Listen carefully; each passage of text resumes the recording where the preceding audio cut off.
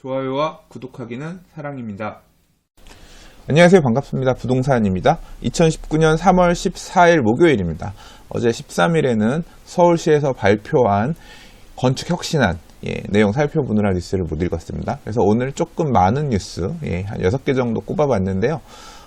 커뮤니티에 보면 여러 가지 뉴스들을 제가 읽어는 봤어요. 그래서 보시면 클리핑 자료들, 이 뉴스들 좀 꼽아본 거 읽어보시고요. 이 중에서 몇 개 꼽아서 읽어보도록 하겠습니다. 좋아요와 구독하기는 사랑입니다. 자, 첫 번째 뉴스입니다. 지지옥션에서 경매 낙찰가율 관련해서 보도자료를 낸 것 같습니다. 부동산 경매 봄이 없다. 낙찰가율 하향 추세. 경매 시장도 부동산 시장의 흐름을 읽기 위해서 봐야 될 부분 중에 하나죠. 올 1월달, 2월달 낙찰가율이 70%를 밑돌았다. 2월의 낙찰 건수는 2,927건으로 2001년 이후에 최저치를 기록하고 있다고 합니다. 낙찰 건수도 많이 줄었고, 그 다음에 낙찰가율도 많이 줄었다고 합니다. 특히 이제 주거시설하고 토지의 낙찰가율의 낙폭이 컸다고 하는데요. 주거시설의 낙찰가율은 9.13 대책이 발표된 작년 9월에는 86.4%를 기록했는데 지속적으로 하락해서 올 2월에는 77.4%까지 떨어졌고, 그 다음에 토지의 낙찰가율도 67.1%로 전월 대비 2.9%포인트 빠졌다. 업무 상업시설의 낙찰가율은 65.3%로 전월 대비 6.1%포인트 상승했지만 작년 동월 대비로 볼 때는 4.2%포인트 하락한 걸로 보여진다고 하고요. 공업시설은 67%로 전월 대비 2.9%포인트 하락, 전년 동월 대비로는 5%포인트 상승했다고 합니다. 경매 물건에 따라서 약간의 편차는 것 같아요. 주거시설, 그 다음에 주택이나 토지 같은 경우 좀 빠졌고, 그 다음에 상가 같은 경우는 1월달보다는 2월이 높아졌는데 작년에 비하면 낮은 수준인 거고, 그 다음에 공업시설, 공장들 같은 경우는 전월 대비에는 조금 빠졌지만 작년에 비해서는 오르는 한 5%포인트 정도 올랐다고 하네요. 자, 지역별로 나눠서 살펴보면 작년 9월에 낙찰가율 103.4%를 기록했던 서울 주거시설이 올해 2월 88.1%를 기록하면서 1월 대비 5.5% 급락했다. 작년 9월을 기준으로 놓고 보면 약 한 15% 정도 빠진 거네요. 흔히 부울경으로 표시하는 부산, 울산, 경남 이쪽 같은 경우도 전월 대비 1.4%포인트, 그 다음 10.9%포인트 하락해서 쭉 빠지고 있는 모양새를 보이는 것 같습니다. 충북, 전남, 경북 낙찰가율도 눈에 띄게 하락해서 많이 지금 빠지고 있는 모양새다. 부산, 대구, 광주광역시 등 3개 광역시의 토지 낙찰가율도 큰 폭으로 하락했다. 경매시장에서 분위기가 서울 포함해서 지방까지도 굉장히 안 좋은 모습을 보인다라고 요약을 할 수 있을 것 같습니다. 서지우 지지옥션 연구원은 4, 5월 달에는 공시가격 인상을 통한 보유세 인상이 예고돼 있어서 이전 고점의 낙찰가율로 돌아오기까지 오랜 시간이 걸릴 것으로 보인다라고 분석했다고 하네요. 자, 경매시장 낙찰가율 하향 추세다. 분위기 별로 좋지 않다. 그런 뉴스였습니다. 좋아요와 구독하기는 사랑입니다. 자, 두 번째 기사입니다. 지난해 2018년에 양도소득세가 사상 최대로 거쳤다라고 합니다. 어마어마하게 양도소득세가 많이 거쳤는데 왜 이렇게 세금이 많이 거쳤냐? 거래가 그렇게 많이 됐느냐? 거래량이 늘어나서 양도소득세가 많이 거쳤다라기보다는 오히려 집값이 올랐기 때문에 양도소득세라고 하는 게 거래도 많이 돼야겠지만 또는 차액이 많이 발생했을 경우에 우리가 이제 양도소득세도 누진 세율이 적용이 돼서 이 가액, 양도 차익을 거둔 가액의 크기에 따라서 이 세금이 달라지게 되거든요. 근데 이번 상승장에서 많이 오른 물건들을 사람들이 이렇게 팔면서 양도소득세가 그만큼 더 늘어났다라는 그런 해석이 나왔다라고 합니다.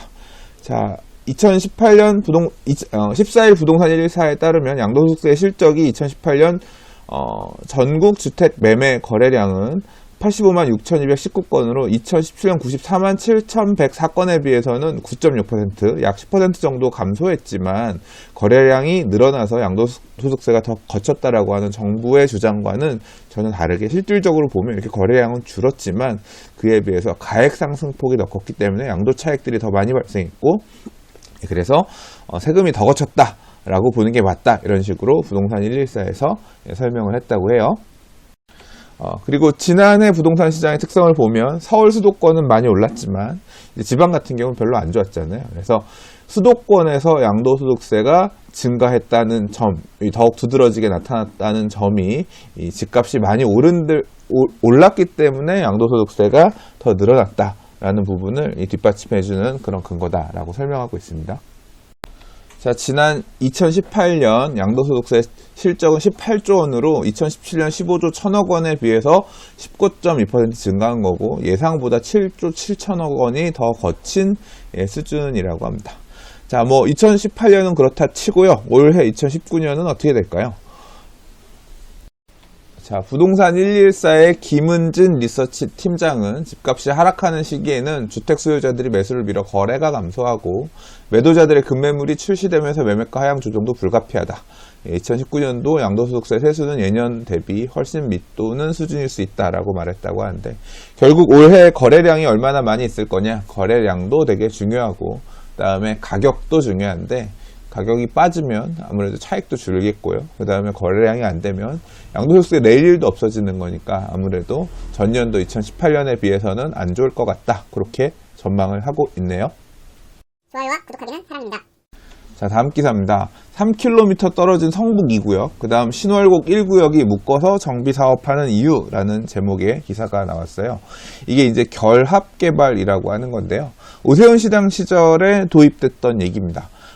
그래서 이 과거에 이 지형을 보호해야 되는 지역들, 이런 곳들 같은 경우는 원래 깔고 있는 용적률 이런 게 있으면 그 용적률을 다른 쪽으로 옮겨가지고 그 지역에는 그 지형에 순응하는 이제 그 보존해야 될 것들은 두고 그 지역이 깔고 있는 용적률을 다른 좀 고밀 개발해도 되는 지역으로 옮겨가지고 일종의 이게 TDR이라고 얘기하는데요. 개발권 이양 제도로서 이제 활용되는 정비 사업에서 활용을 하고자 하는 이제 그런 방식이었거든요. 그래서 이미 오세훈 시장 시절에 이 내용을 앞으로 하겠다라고 되게 발표도 하고 홍보도 하긴 했지만 실제 적용되는 구역들이 별로 없었습니다.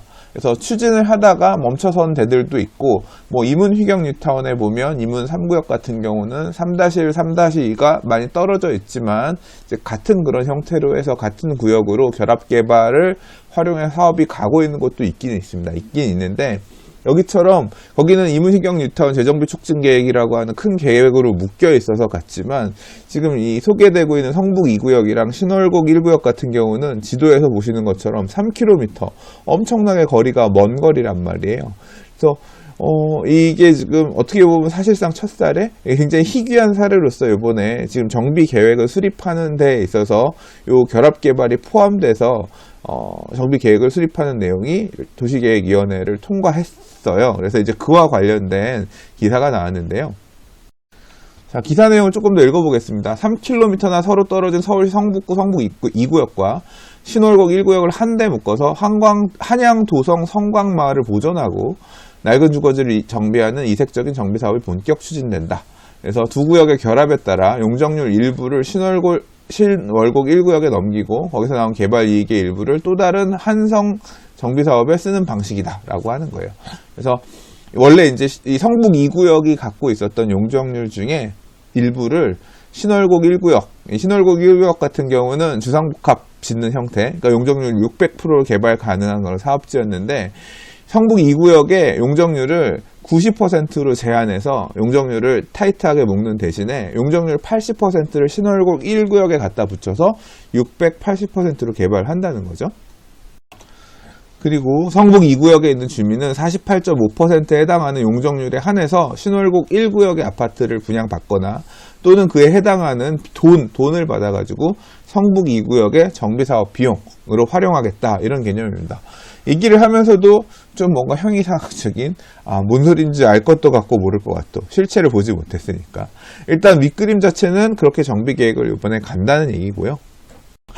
그래서 사실 저도 이 결합 개발이라는 게 어떻게 성공적으로 과연 마무리가 될까? 그 과정에서 항상 이해관계가 다르거든요. 멀리 떨어져 있는 두 개의 정비 구역들이 서로 같이 결합해 사업을 하게 되면 종전 자산에 대한 평가에 대한 부분이나 사업비를 지급하는 부분이나 이게 이제 두 개의 지역이 같은 이해관계로 묶이면서 약간이라도 손해가 날 것 같으면 서로 화합이 안 돼서 못 가는 그런 부분들이 있거든요. 그래서 앞으로 가야 될, 사실 넘어야 될 산이 많긴 많습니다. 근데 어쨌거나 첫 발을 시도하고 있는 상황인 거니까 어떻게 결론이 날지 개인적으로 되게 궁금해요. 그래서 앞으로의 추이를 계속 지켜보려고 하는데요. 자, 아무튼 이 지역의 이런 결합 정비는 노후주택 정비와 역사문화자원을 양립하기 위해서 고안됐는데, 국정마을이라고 불리는 성북 2구역은 한양 도성과 구릉지역 저층주택이 모여있는 곳이라서 낙후된 주거환경, 아무튼 재개발 사업을 그래서 추진을 해왔었는데, 2011년 8월에 최초 정비계획 수립할 때는 아예 그냥 싹 헐고 한옥 및 저층의 테라스하우스로 짓는 형태로 말 그대로 전면 철거 중심의 재개발을 가려고 생각을 했었는데, 2015년 6월달 서울시 도시계획위원회에서는 아니다, 여기를 그런 식으로 싹 전부 다 철거하고 재개발 형태로 이제 새로 이 테라스 하우스를 짓든 아니면 이렇게 하는 거는 좀 문제가 있다. 그래서 그렇게 건물을 헐지 말고 형태를 남겨라, 수복형으로 재개발해라, 이런 식으로 도시계획위원회에서 빠꾸를 놓은 거죠. 그러다 보니까 그러면 어떻게 정비를 할 거냐, 아마도 이 성북 2구역 쪽은 수복이라 그랬으니까 전면 철거하고 짓는 형태가 아니라 개량하는 형태, 그런 형태의 정비 사업이 될 것 같고, 그러니까 여기에 남아있는 용적률을 신월곡 1에 갖다 붙이고 신월곡 1에서 발생하는 일반 분양 수익이 나오면 그 수익을 갖다 받거나, 또는 아니면 여기 갖고 있는 사람이 그쪽 아파트를 분양받게 되는 그런 형태로 결합을 해서 갈 것 같은데요.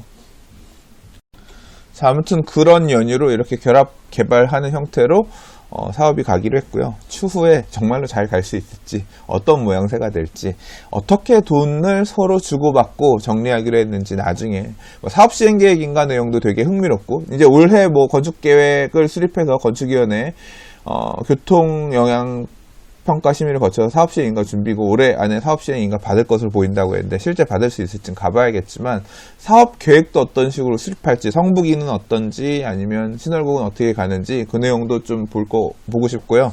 사실 제일 궁금한 거는 관리처분 계획을 어떻게 수립하는지입니다. 어떻게 정산하는지, 돈 정산하고 어떻게 돈 분배할 건지, 이익과 손해를 분배할 건지, 이 결합개발이 어떤 식으로 물리게 되는지 너무 궁금합니다.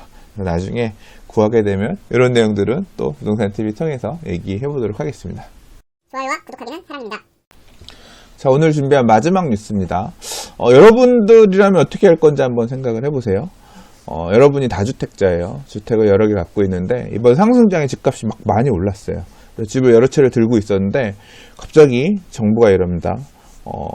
집값이 많이 올라서 문제를 살펴봤더니 소수의 사람이 집을 여러 채 갖고 있는 게 굉장히 문제인 것 같아서 이 문제를 해결해야겠다.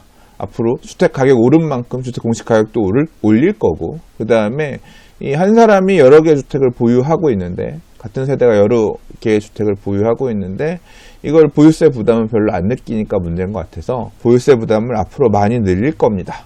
그렇게 규제를 가할 거라고 얘기를 하고 있어요.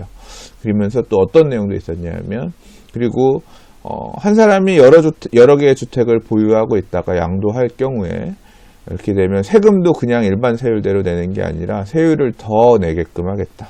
10% 세율 추가, 3주택 이상이면 20% 세율을 추가하겠다.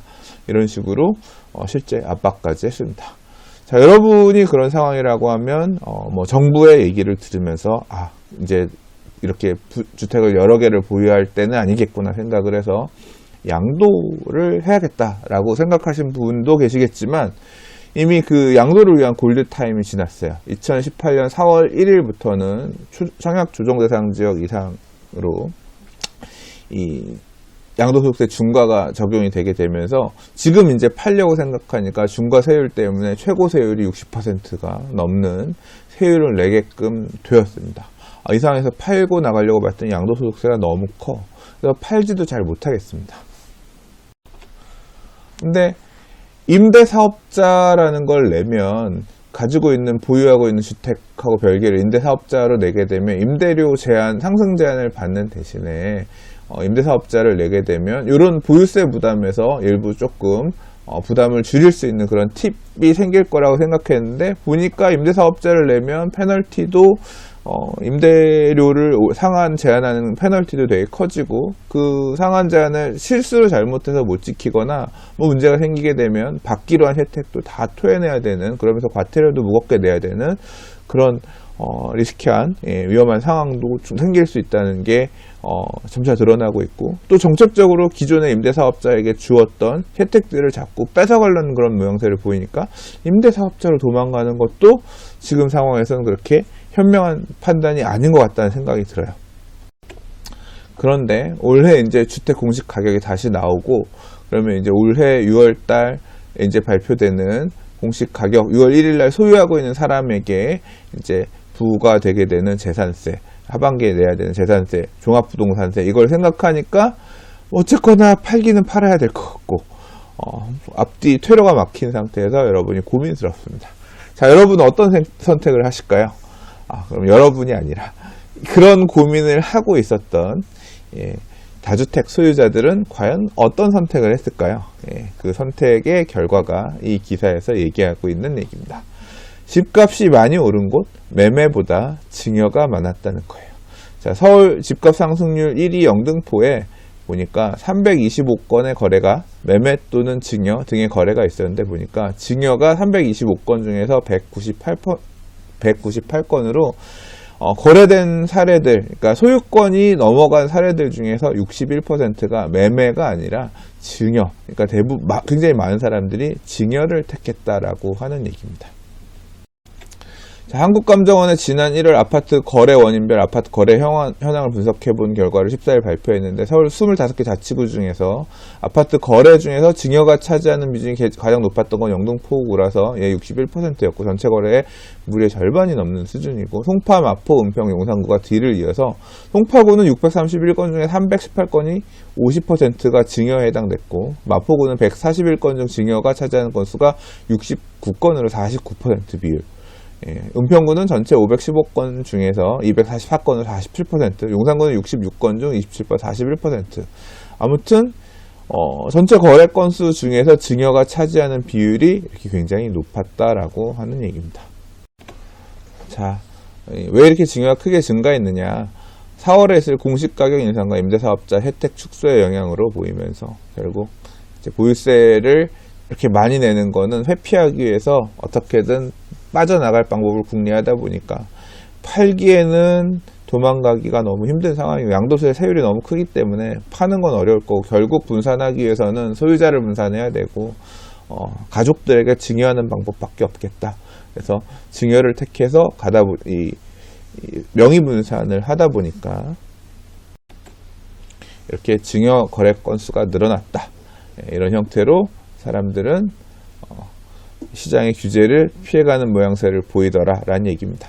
근데 이 증여도 세금이 없는 게 아니에요. 양도소득세 세율이 무거울 뿐이지 증여도 증여세 세율이 있죠. 증여세 세율이 있는데, 계산하는 방식 자체, 양도소득세는 양도 차익에 대해서 내는 거고, 증여세라고 하는 거는 증여 가액 기준으로 해서 내는 거기 때문에 어떤 게 더 크다 적다는 나눠 봐야 돼요. 증여가 세율이 없는 게, 세금이 없는 게 아닙니다. 근데 이제 이런 부분이 있습니다. 임대를 끼고 증여를 하게 되면, 부담부 증여로 가게 되면, 일부는 부담부 증여로 가게 되면 일부 금액에 대해서는 증여해주는 사람이 양도소득세도 내야 되고, 그 다음에 이제 증여세도 양쪽으로 분담해야 되기 때문에 어떤 게 더 유리할지 이런 것들은 좀 기본적으로 따져봐야 되지만, 근본적으로 증여의 경우에 증여 가액이 크면 증여세가 커지는 거거든요. 그래서 굉장히 고가주택이 많은 지역들 같은 경우는 사실 이 증여도 실익이 사실 없을 수가 있어요. 그런 이유 때문에 굉장히 고가주택이 많은 강남구나 서초구 같은 경우는 증여 비율이 그래도 상대적으로 조금 더 낮게 나타나지 않았나 생각하고요. 근데 그렇게 따져보면 송파는 왜 이렇게 높냐? 사실 드러난 이 자료만 가지고 모든 거 다 확인할 수는 없겠죠. 만약에 이제 개별 건별마다 증여의 평균 가액이 얼마였는지 이런 자료까지 볼 수 있다면 조금 더 디테일한 해석이 가능하겠죠. 예를 들어서, 그러니까 결국은 이 증여세들을 사람들이 얼마 내면서 증여들을 했느냐, 거래된 가격들, 매가, 그러니까 이 과표가 잡히는 기준 가격이 얼마대에 있는 애들이 주로 이제 이 매매 대신 증여로 피해가면서 갔느냐, 이 내용들을 보면 조금 더 데이터를 해석할 수 있을 것 같은데, 소개한 기사에서는 뭐 그 정도까지는 볼 수 없는 상황이라서, 그냥 큰 틀에서는 사람들이 보유세 부담을 회피하기 위해서 매매로 도망가기는 좀 어렵다 보니까 증여로 많이 가고 있더라. 뭐 요 정도 선에서 정리하면 될 것 같습니다. 좋아요와 구독하기는 사랑입니다. 자, 오늘 준비한 뉴스는 여기까지고요. 오늘도 봐주셔서 들어주셔서 감사합니다. 내일 다른 부동산 뉴스와 이슈 가지고 인사드리도록 하겠습니다. 감사합니다. 부동산이었습니다. 부동산의 재개발 강의 2019년 리뉴얼 버전이 나왔습니다. 재당첨 제한, 분양 자격 제한, 재개발 조합원지 양도 금지 규정 등 재개발 투자에 있어서 위험성이 굉장히 높아지는 시기입니다. 특히 재개발 재추진구역, 일몰제 등 재개발 투자를 고민할 때 주의하셔야 될 부분들을 중심으로 2019년 강좌를 다시 정리해 보았습니다. 감사합니다.